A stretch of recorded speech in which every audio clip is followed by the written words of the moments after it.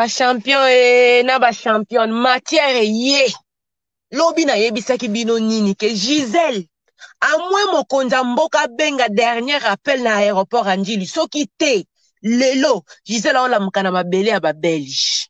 Eza likambo bombanda te eza likambo escroquerie. Gisèle mpela koma eko escroquer batu na kombo ya président. Yaya ya kolie eza awa bidorme ezali awa. Eza na likambo bombanda te. Tanga monike makambo nyonso te bebi ba dévoiler mutaka na ebimi. Bato ya kosaki alakaki bango ke non bakozwa audience c'est pas président. Botalaka mama ya bana président. Bao bapesa bambongo bandeko. Bambongo ya mukie te.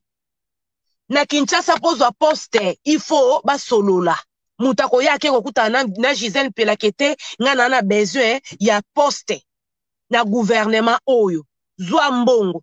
Gisèle azo maîtriser kake papa ya bana na ngai bandeko eza likambo escroquerie eza likambo bombanda te. J'avais dit ça hier na loba kiango surtout zaka ba matière esi kozo kanisa kutu te ke matière ko ya lelo Gisèle ana mabele ya Belgique échange te botala mwana botala azane longa tata na bandeko Ismaël pazoka Abraham kolongola te ko bakisa te mukolo bazo benga na agar pasala ki pagai po agar pa komaki na bana misala malgré ça akendaki bandeko na ngai moko sagesse lekaka nyonso likambo bombanda te mutako sote likambo escroquerie famille mpele komaki lokwa famille Mobutu ozana likambo kutana na bango pesi mbongo ba ozanda ka kozeliso zela bango bakomaki famille ya kozanga maîtrise na vie nde memi Gisèle ma esika oyo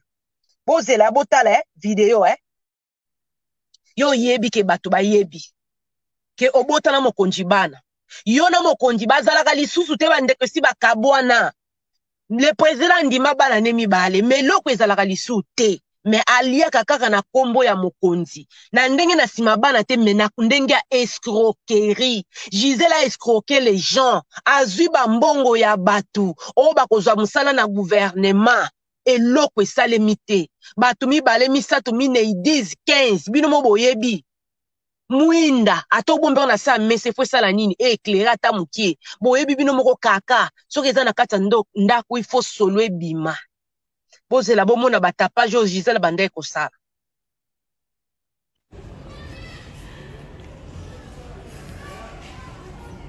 Grand prêtre mère Ngoya Mokonzi Toza, je vous présente Ngoya Mokonzi ye moyo ma Mokonzi Nathan yo kastema ebali vite loba des fois te Nathan voilà nongola likolo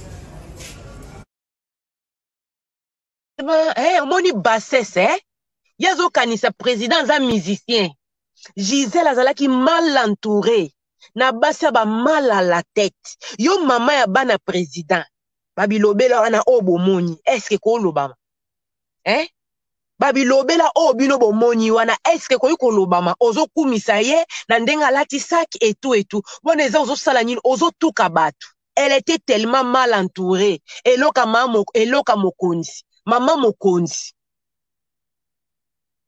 esuka kaka wana te bandeko nanga famille mpele komaki famille ya soko ozana besoin eloko musala kende opesi mbongo no bako promettre ke te okozwa musala yaya Gisèle allié sango lokole bomba makate bandeko koma na présidence tanga komi na présidence ba enquêteur aussi ba moni ke non o eza fraude o eza magui oyo papa ya bana naza kotelemela yango bandeko bameki kopekisa na CCCC lokola za mongo ayokaka te mongo mwisu makasi ya kimoyibi bandeko si nde bomoni batata ya batu bazoloba bazotindela soi-disant beau-fils na bango maloba ke bafanda kimia eza Gisèle akendaki kuna na Équateur ake ko promettre batu makambo ebele tapage na kombo ya muto ebozaka lisu te yango bomoni batata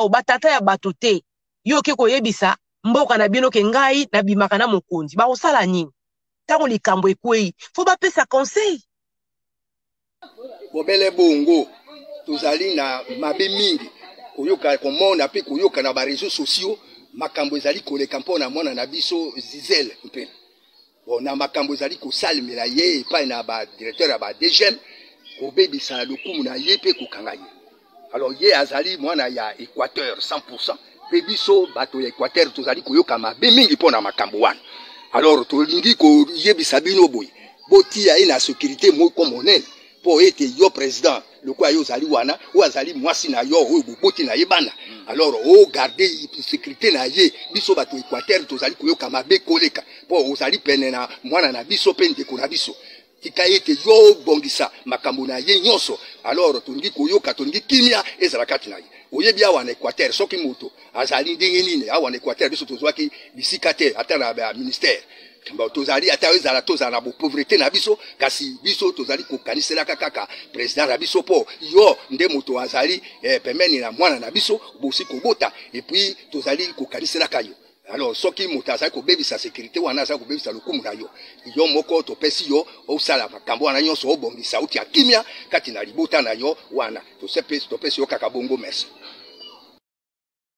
Bandeko na ngai basaleli Gisèle grâce faveur mama yo ye kolia bambongo batu awa yo ye ko promettre bato ba poste bo yo kaki Alain Mpela za kolela kete balongoli bato ya Gisèle nyonso tuna musala bato baza incompétent bamsu bazata na babenga ngonini bazata na ba diplôme ko tia bango kuna te tangu ba vérifier par rapport ya ba makambo eza ko bimakete azozwa mbongo pona ko tia bato na musala ba contrôler bato Gisèle atiaki bandeko na ngai bato kaka ya moni ba français moi pas compris moi demander mutu akoyi kozala na poste wana tazo mérite yango te classe malonga te bato wana nde bazwaki ba poste minene boyebi mobali boboti na ebana ako permettre okotisa ta mwa bato 10 15 20 na simano mais ko ye sikoyo amoni bolamu ya tata ya mwana na ye ya bana alinga sala nini azwa ebele ayibebele na mbala moko ezali kambo escroquerie. Gisèle Mpela bakomaki famille Mobutu kozwaka bambongo ya bato po akutanisa bato na président de la République, même les étrangers, même les Chinois, même les ana bato na poto a bazwa ba crédit po ba kende audience na président na nzela nani na nzela Gisèle bato wana zela ba audience bandeko audience pe zela bango bino mo boyebi Tshisekedi mobali pe ya bato ozo kanisa kete mukola oyana ndako ata pona anniversaire mwana toyeba ndenge nini mukola ngo po bandeko zela ayete bandeko Gisèle akomi na ba problème na mboka po sikona ko camoufler mokili ola loba kete na sololi malamu te na kome ko yiba mbongo ya batu soko za na besoin baza kokosa kaka yete na bandeko na ye. Bandeko, si vous voyez une déclaration à Alain Mpela, vous allez comprendre qu'il n'y a plus rien entre le président et Gisèle Mpela. Il n'y a plus rien. Et l'autre ezate, tellement yibi bambongo bato, a escroqué bato. Yaya, babomelie moto kapo azali mama ya bana ya président. So ezalaki ngai na yo, bato normal. Mbe, ata poto to zongite. Tonge to zala traduit na justice. Mokonza mboka bangi na problème na sokoli na nga maboko na lingite. Tango abimi na réseaux sociaux pona kokosa makambo ke mama Denise ndatindi mwifi. Louvunu na Gisèle Mpela. Gisèle is mwifi. Alie ba mbongo bato. A promettre ba audience. Bato bakute na présidente. Azui ba mbongo même ya bana poto awa. A promettre bango musala. Misusu bazongi bandeko. Lobi na yebisa kibino ke Gisèle a un avion. Je vous dis maintenant de boyo kanga. Gisèle ana mabele à Belgique. Ba memi ye na bana na ye s'il vous plaît. Ye na bana na ye ba déporter bango. Ye ake kozwa bambonga batu. Bambonga benye, bambonga ba chinois, bambonga ba homme d'affaires. Ba benge matoyo alinko yo kate. Akoma kosala ba tapage. Ye mama mokonzi. Esika za efo batu baye bakete likango ya nani ya Fachi ye wana. Tango batu bako ye babino mo boyebi ke likango ya Fachi cela veut dire na poussa na pona sala nini na zwa moi faveur. Tango poussa libosa Gisèle bakete solo la. Tango ko solo la ya yo komi koze la faveur ezeli yo. Gisèle is mwifi a escroquer batu. gouvernement congolais eboyi na ngambo aya kozwa problème na sol congolais baya koloba ke non nanya bomisi ye mama Denise nde bomoni babi